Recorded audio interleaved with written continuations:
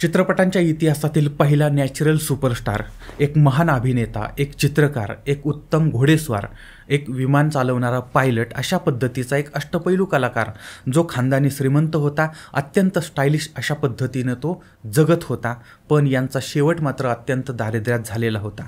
लाखो रुपये यांनी जुगारात घातले होते, दारूमध्ये घालवले होते, पण मरताना मात्र अन्नान्न दशा झालेली होती. ही कहाणी आहे अभिनेता मोतीलाल अर्थात मोतीलाल राजवंश यांची.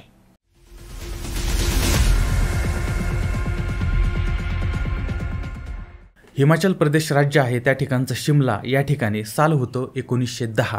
त्यावेळी ब्रिटिशांचं राज्य होतं आणि त्यावेळी ब्रिटिश राजवटीमध्ये उन्हाळी राजधानी होती शिमला. आणि याच सुंदर आणि रम्य अशा ठिकाणी राजवंश परिवारामध्ये हा मुलगा जन्माला आला होता. म्हणजे हा परिवार जो आहे तो अत्यंत गडगंज श्रीमंत होता, अत्यंत प्रतिष्ठित असा होता. त्या परिवारामध्ये एक शिक्षण तज्ज्ञ होते आणि यांच्या पोटी 4 डिसेंबर 1910 रोजी मोतीलाल राजवंश यांचा जन्म झालेला होता. आणि मोतीलाल यांचे वडील ते 1 वर्षाचे असताना, म्हणजे मोतीलाल 1 वर्षाचे असताना त्यांचे वडील हे जग सोडून गेले होते. आणि त्यानंतर मोतीलाल यांचं पालन पोषण त्यांच्या काकांनी केलेलं होतं. आता काका जे आहेत ते उत्तर प्रदेशमध्ये एक प्रसिद्ध सिव्हिल सर्जन होते. आता सुरुवातीला मोतीलाल यांचं शिक्षण जे आहे ते शिमला या ठिकाणी झालं. त्याच्यानंतर मग ते उत्तर प्रदेशमध्ये त्या ठिकाणी इंग्रजी शाळेमध्ये शिकले. अशा पद्धतीनं प्राथमिक शिक्षण झालं आणि त्यानंतर ते पुढच्या शिक्षणासाठी काकांनी त्यांना दिल्लीला नेलं आणि तिथं त्यांचं उच्च शिक्षण झालं. आता महाविद्यालयामध्ये शिकत असताना पण ते एक अष्टपैलू विद्यार्थी होते आणि सगळ्या कलांमध्ये ते म्हणजे सगळ्या गोष्टी त्यांना जमत होत्या अशा पद्धतीचे ते विद्यार्थी होते. आणि घरामध्ये त्यांची अशी शिस्त होती की कॉलेज करायचं, शिक्षण करायचं, चांगले मार्क मिळवायचे, चांगली नोकरी मिळवायची आणि आयुष्य सेट करायचं. आणि हाच विचार मोतीलाल यांचा पण होता. त्यांचं व्यक्तिमत्व भारदस्त होतं आणि व्यायाम करून त्यांनी शरीर कमावलेलं होतं आणि त्यामुळे त्यांची नौदलात जाण्याची इच्छा होती आणि त्या भरतीसाठी ते मुंबईला आले होते. मुंबईला आले पण इथं आल्यानंतर त्यांचं आयुष्य बदललं होतं. नोकरीसाठी आले पण अचानकपणे ते आजारी पडले. त्यामुळे त्यांना तिथं जाता आलं नाही आणि त्यामुळे नौदलाची परीक्षा देता आली नाही आणि त्यामुळे भरती होता आलं नाही आणि त्यामुळे ते त्यांच्यापासून ते नोकरीपासून ते दूर झाले.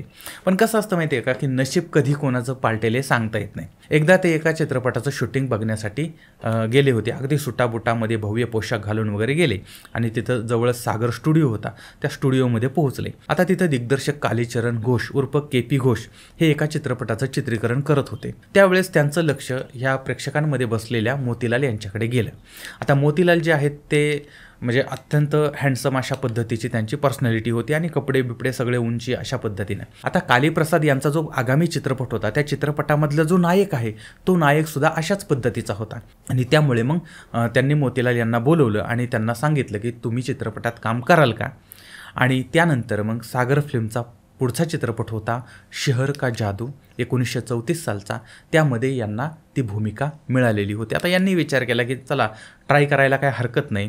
आणि या चित्रपटामध्ये अभिनेत्री सविता देवी यांच्याबरोबर ती मोतीलाल हे नायक बनलेले होते आणि अशा पद्धतीनं त्यांचा चित्रपटसृष्टीमध्ये प्रवेश झालेला होता आणि पहिल्या चित्रपटानंच त्यांना ओळख मिळालेली होती. आणि त्यानंतर मग त्यांनी सविता देवी यांच्याबरोबर ते डॉक्टर मधुरिका हा 1935 साली आलेला चित्रपट आहे. त्यानंतर कुलवधू 1937 साली आलेला चित्रपट आहे, याच्यामध्ये सुद्धा काम केलेलं होतं. त्यानंतर त्यांनी मेहबूब खान यांच्याबरोबर ती सागर बॅनरखाली 1937 मध्ये जहागीरदार आणि 1938 मध्ये हम तुम और वो हे चित्रपट केलेले होते. आता याच्यामध्ये जहागीरदार हा चित्रपट जो आहे तो प्रचंड गाजलेला होता. आता मोतीलाल जे आहेत ते एक नैसर्गिक अभिनय करायचे. म्हणजे ते असं वाटत नव्हतं की ते ॲक्टिंग करतायत, असं वाटत होतं की ते जगतायत ते पात्र. आणि त्यामुळे त्यांच्या अभिनयामध्ये ती सहजता होती आणि कमालीचा नैसर्गिकपणा त्यांच्यामध्ये होता. आणि त्यामुळे मग अत्यंत जिवंत आणि रसरशीत अशा पद्धतीचे ते कलावंत होते आणि असा कलावंत त्या काळात दुसरा नव्हता. आणि त्यामुळे मोतीलाल यांना सुरुवातीलाच प्रचंड यश मिळायला सुरुवात झालेली होती. आता त्या काळामध्ये पार्श्वगायन जास्त प्रचलित झालेलं नव्हतं, पण मोतीलाल यांनी स्वतः काही गाणी गायलेली होती. त्याचबरोबर ते 1965 मध्ये त्यांनी 16 हो सिंगार करे दुल्हनिया हा एक भोजपुरी चित्रपट होता, त्याच्यामध्ये पण काम केलेलं होतं. आता मोतीलाल यांचं सगळ्यात जास्त कौतुक मिळालेली भूमिका होती यस वासन यांनी RK नारायण यांच्या जंटलमन क्रूक नावाचं एक पुस्तक आहे, त्या पुस्तकावरती आधारित मिस्टर संपत हा चित्रपट, या चित्रपटामधून त्यांना जास्त कौतुक मिळालेलं होतं. त्याचबरोबर ती ऋषिकेश मुखर्जी यांचा अनाडी चित्रपट होता. त्या चित्रपटामध्ये त्यांनी राज कपूरबरोबर ते काम केलेलं होतं आणि याच्यामध्ये मोतीलाल यांनी बाजी मारलेली होती. त्याचबरोबर ते बिमल रॉय यांचा परख या चित्रपटासाठी त्यांना फिल्मफेअर पुरस्कार मिळालेला होता आणि त्यानंतर त्यांचा चित्रपट होता देवदास. या चित्रपटात दिलीप कुमार यांच्याबरोबर ती चुन्नीलाल ही भूमिका मोतीलाल यांनी केलेली होती. तर अशा पद्धतीनं ह्या भूमीसाठी म्हणजे या भूमिकेसाठी चुन्नीलालसाठी सुद्धा मोतीलाल यांना फिल्मफेअर पुरस्कार मिळालेला होता, म्हणजे साईड भूमिका म्हणून पुरस्कार मिळाला होता.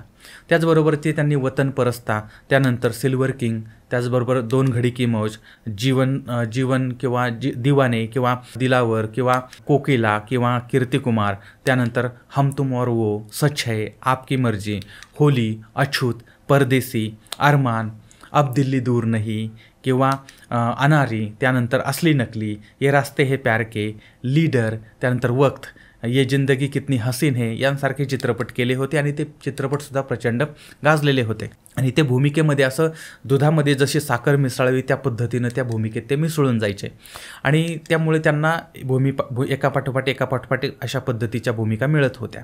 आता त्यांच्याबद्दल काही किस्से जे आहेत ते सुद्धा समोर येतात. आता एकदा मोतीलाल यांचं एका चित्रपटाचं शूटिंग मुंबईतील बोरीबंदर या भागामध्ये होतं आणि त्यांची भूमिका होती एक बूट पॉलिश करणाऱ्या व्यक्तीची. त्यामुळे त्यांनी फाटलेले कपडे घातले होते, त्यांची दाढी वाढलेली होती, मिशा होत्या आणि धुळीनं माखलेले हात होते, धुळीनं संपूर्ण शरीर माखलेलं होतं. आणि त्याचवेळी आता ही भूमिका सुरू असताना ज्येष्ठ नागरिक जे आहेत ते तिकडून जात होते, ओळखीचे होते ज्येष्ठ नागरिक, तिकडून जात होते. त्यांनी बघितलं की अरे हा मोतीलाल आहे आणि ते मोतीलालच्या जवळ गेले आणि जवळ आल्यानंतर रडायला लागले आणि ते म्हणतात की बाळा मी अजून जिवंत आहे, तू माझ्याकडे का आला नाहीस, तुला काय अडचण होती का, तुला काय प्रॉब्लेम होता का, तू अशा पद्धतीचं काम का करतोयस, एक वेळ ना मी तुला मदत करतो आणि आपण एकत्र काम करू आणि एकत्र पोट भरू, तू अशी परिस्थिती तुझ्यावरती मी येऊ देणार नाही, तू अशा पद्धतीनं काम करू नको. आता ज्या वेळेस मोतीलाल यांच्यासमोर ती व्यक्ती येते आणि अशा पद्धतीनं बोलते, मोतीलाल स्तब्ध झाले होते, काय बोलावं त्यांना कळत नव्हतं. कारण इतका जिवंत अभिनय ते करत होते की जणू काही खरंच वाटत होतं की त्यांची ही बिकट अवस्था झाली, वाईट अवस्था झालेली आहे. पण तसं नव्हतं, तो त्यांचा अभिनय होता आणि ती अभिनयाची पावती होती. पण ज्यावेळी त्यांना हा प्रसंग आठवायचा त्यावेळी त्यांच्या डोळ्यामध्ये अश्रू यायचे की म्हणजे त्यांच्यावरती प्रेम करणारी माणसं किती त्यांना जीव लावत होती अशा पद्धतीनं. तर असाच एक प्रसंग होता की ज्यामुळे मोतीलाल यांच्याकडून एक अत्यंत चांगला चित्रपट गेला होता. आणि आता मोतीलाल जे आहेत ते नेहमी त्यांच्या भूमिकेमुळे हिट चित्रपट द्यायचे, त्यामुळे अनेक दिग्दर्शक निर्माते त्यांच्याबरोबर काम करायला उत्सुक असायचे आणि त्यामुळे काही तडजोड वगैरे होत नसायची. आता त्या काळामध्ये व्ही शांताराम हे नावसुद्धा एक प्रचंड प्रसिद्ध होतं आणि त्यांना डॉक्टर कोटणीस की अमर कहाणी हा चित्रपट बनवायचा होता. आता त्याच्यामध्ये मोतीलाल यांना नायक म्हणून त्यांनी काम दिलं होतं. मोतीलाल यांना ती स्क्रिप्ट दिली, त्यांनी ती वाचली, त्यांना ती आवडली, त्यानंतर त्यांचं जी काही फी होती ती फी त्यांना देण्यात आली होती. सगळं काही सुरळीत झालं होतं आणि शूटिंगचा पहिला दिवस होता. आता यावेळेस मोतीलाल जे आहेत ते त्या सेटवरती सिगारेट घेतली आणि ते सिगारेट ओढत बसले. आता व्ही शांताराम जे आहेत ते अत्यंत शिस्तप्रिय अशा पद्धतीचे व्यक्ती होते आणि त्यामुळे त्यांचा नियम होता की स्टुडिओमध्ये कुणीही धूम्रपान वगैरे करायचं नाही. कारण काय असतं, एकानं सुरू केलं की दुसरा करतो, दुसऱ्यानं केलं की तिसरा करतो आणि त्याच्यानंतर मग त्यामुळे कोणालाच तशी मुभा द्यायची नाही असं याने ठरवलं होतं. आणि त्यामुळे मग तशी त्यांनी विनंती मोतीलाल यांना पण केली होती की तुम्ही तसं करू नका, तुम्ही व्यसन करू नका किंवा धूम्रपान करू नका. आता हे ऐकल्यानंतर मोतीलाल यांना प्रचंड राग आला. अरे मी एवढा सुपरस्टार आहे, माझे एवढे चित्रपट चालतायत, एवढे पैसे कमवत आहेत आणि तुम्ही मला सांगताय की तुम्ही सिगारेट ओढू नका म्हणून. त्यांनी सांगितलं, म्हटले मी सिगारेट पिणार, इथंच ओढणार आणि इथंच थांबणार. आता हे ऐकल्यानंतर आता व्ही शांताराम होते, त्यांनी म्हटले ठीक आहे, मग तुम्ही चित्रपटातनं बाहेर जा, आम्हाला तुमची गरज नाही. आणि त्यानंतर मग मोतीलाल यांना चित्रपटातनं सन्मानानं बाहेर काढण्यात आलं होतं आणि ही भूमिका स्वतः व्ही शांताराम यांनी म्हणजे कोटणीस यांची भूमिका केली होती आणि ह्या चित्रपटानं इतिहास घडवला होता. कारण हा चित्रपट भारतामध्ये तर चालला होता, पण चीनमध्ये सुद्धा तो चाललेला होता, परदेशातमध्ये सुद्धा तो चाललेला होता. पण स्वतःच्या अहमपणामुळे मोतीलाल यांच्या हातून हा अत्यंत सुंदर चित्रपट गेलेला होता. आता विचार करा, एका सिगारेटसाठी यांनी हा चित्रपट सोडला होता, पण यांच्या या वागण्यामुळे नंतर त्यांना प्रचंड त्रास भोगायला लागला होता. आता त्यांच्या वैयक्तिक आयुष्याबद्दल जर बोलायचं झालं तर ते अतिशय राजासारखे आयुष्य जगत होते. म्हणजे चित्रपटामध्ये जरी ते गरीब किंवा एखादं साधं जीवन, सामान्य माणूस वगैरे असं दाखवत असले तरीसुद्धा वैयक्तिक जीवनामध्ये मात्र त्या रिअल लाईफमध्ये मात्र ते प्रचंड वेगळे होते.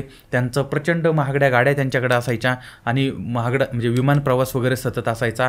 ते विमान चालवण्याचं लायसन त्यांच्याकडे होतं आणि ते स्वतः पायलट होते. त्याचबरोबर तिथे घोड्यांची रेस लावायचे, त्याच्यावरती लाखो रुपये खर्च करायचे, घोडेस्वारी स्वतः करायचे. त्यानंतर क्रिकेट खेळण्याची आवड त्यांना होती, जुगार खेळायचे, शिकार करायचे आणि स्त्रियांचे सुद्धा त्यांना म्हणजे अशा पद्धतीच्या सगळ्या नवाबी चोचले त्यांचे होते.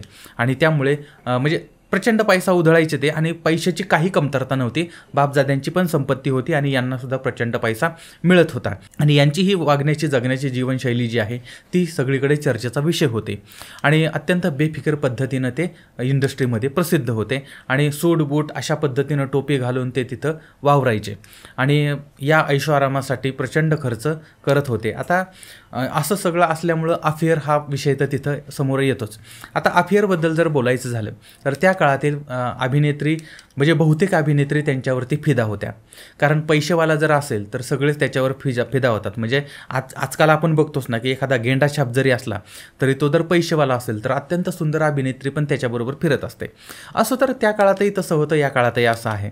पण त्या काळामध्ये अनेक अभिनेत्री त्यांच्यावर फिदा असल्या तरी मोतीलाल हे यांचं नाव 2 अभिनेत्रीबरोबर ती जोडलेलं होतं. म्हणजे अनेक त्यांच्यावरती फिदा होते पण हे मात्र 2 अभिनेत्रींवरती फिदा झाले होते. त्यातली एक होती नादिरा आणि दुसरे शोभना समर्थ. यांच्याबरोबर ती खुलेआम अफेअरच्या चर्चा होत्या. बाकी आता झाकून पाकून बाकीचं काय असू शकतं, पण अभिनेत्री नादिरा जी आहे तिच्याबरोबर ती अनेक वर्ष रिलेशनशिपमध्ये ते होते. पण नंतर त्यांचं ब्रेकअप झालं आणि त्यानंतर काजोलची आजी आणि तनुजाची आई शोभना समर्थ या पतीपासून वेगळ्या झालेल्या होत्या आणि त्यामुळे त्यांच्याबरोबर पण जवळीक निर्माण झालेली होती.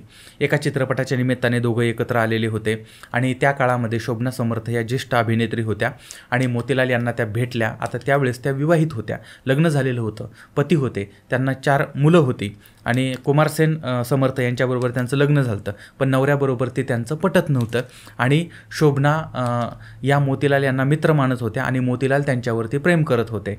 आणि नंतर मग शोभना यांचं लग्न तुटतं किंवा त्यांच्यामध्ये वाद होतो पतीपत्नीमध्ये आणि मोतीलाल त्यांना प्रपोज करतात. पण मोतीलाल यांच्याबरोबर त्यांनी लग्न केलं नाही, पण त्यांची जवळीक आहे ही मात्र चर्चा कायम होत राहिलेली होती.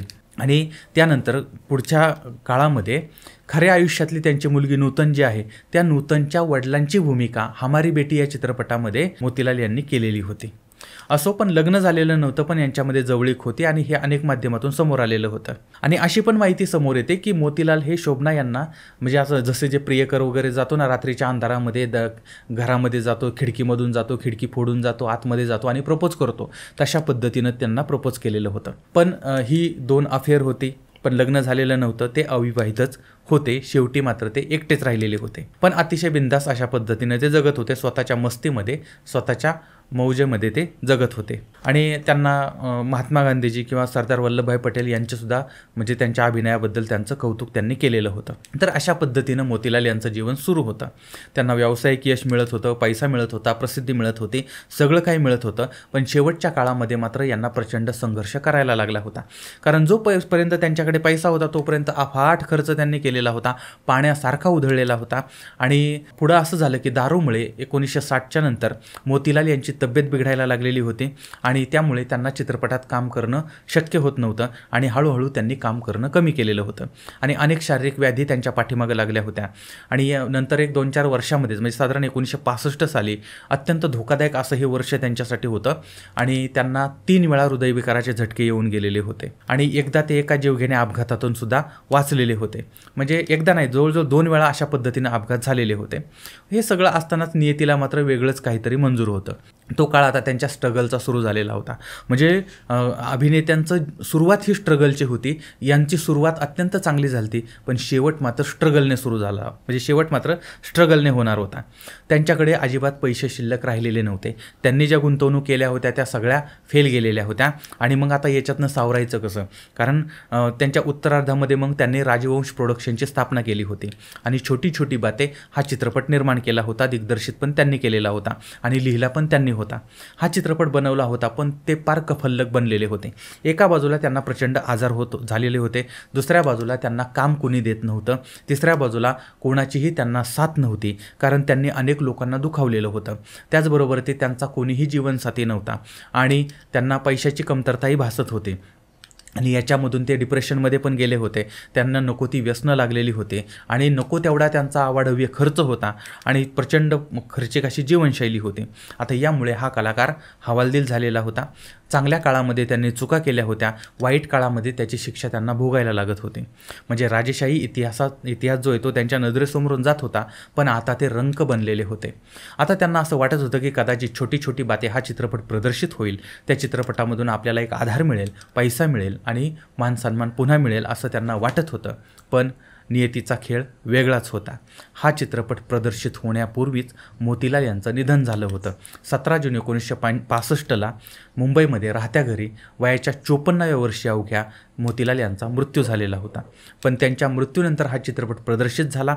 या चित्रपटाला 13व्या राष्ट्रीय पुरस्कारामध्ये 3ऱ्या सर्वोत्कृष्ट चित्रपटासाठीचं प्रमाणपत्र मिळालेलं होतं आणि राष्ट्रपतींच्या सर्वोत्कृष्ट चित्रपटाचा पुरस्कारही मिळालेला होता आणि मोतीलाल यांना मरणोत्तर सर्वोत्कृष्ट कथालेखक याच्यासाठी पुरस्कार मिळाला होता. पण हे सगळं यश पाहण्यासाठी मोतीलाल मात्र जिवंत नव्हते. मोतीलाल यांनी जवळजवळ 30 वर्ष हिंदी चित्रपटसृष्टीमध्ये काम केलं होतं आणि त्या काळामध्ये 60पेक्षा जास्त चित्रपट त्यांनी केले होते, त्याच्यात अभिनय केलेला होता.